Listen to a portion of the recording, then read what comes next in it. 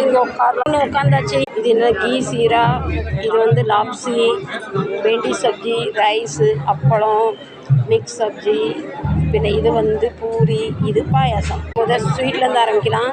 வாங்க அனைவரும் பிரசாதம் சாப்பிட்றதுக்கு. நல்லா கீ நல்லா தூக்கலாக இருக்குது. நல்லா வெல்லம் போட்டிருக்காங்க. நல்லா டேஸ்ட்டாக இருக்குது.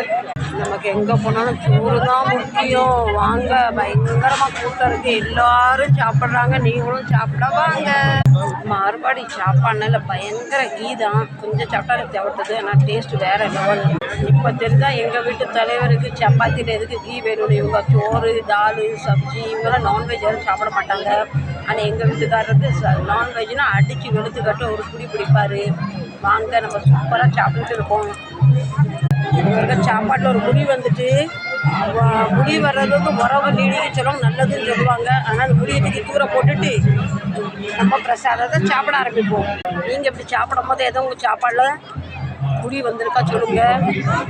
இனிப்பு சாப்பிட்டு முடிச்சாச்சு. இப்போ பூரி ஆரம்பிக்கலாம். பூரி எப்படி எடுத்து மிக்ஸ் சப்ஜி தொட்டு வாங்க சாப்பிடலாம்.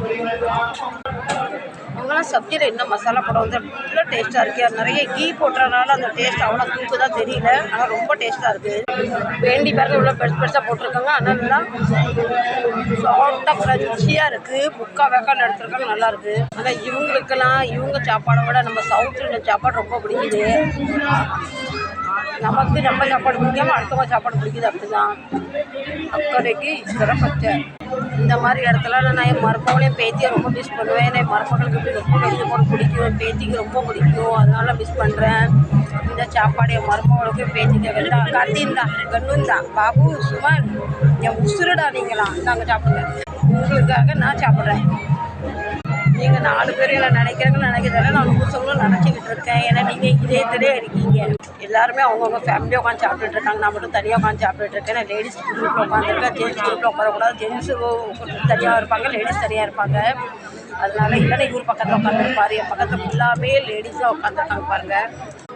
இவர் பாவம் அந்த குழந்தைக்கு சாப்பாடு ஊட்டிகிட்டு இருக்காரு. இன்றைய நாளுக்கு இந்த கடவுளுக்கு வந்து முதல்ல நன்றி சொல்லணும். ஏன்னா கடவுள் இன்றைக்கி நல்லா சாப்பாடு கொடுத்ததுக்கு கொடான குறை நன்றி.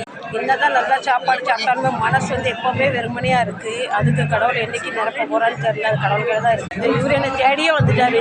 என் வீட்டில் சாப்பாடுக்கு எதுவுமே குறவு இல்லை. இருந்தாலும் மனசு எப்போவுமே வெறுமனையாக இருக்குது. அது இது மாதிரி இடத்துக்கு 4 சொந்த பந்தத்தை பார்க்கும்போது அவங்க ஃபேமிலியோடு இருக்கிறது ரொம்ப மிஸ் பண்ணுறேன். கடவுள் இன்றைய சாப்பாடு கொடுத்தது கடவுளுக்கு நன்றி. சாமி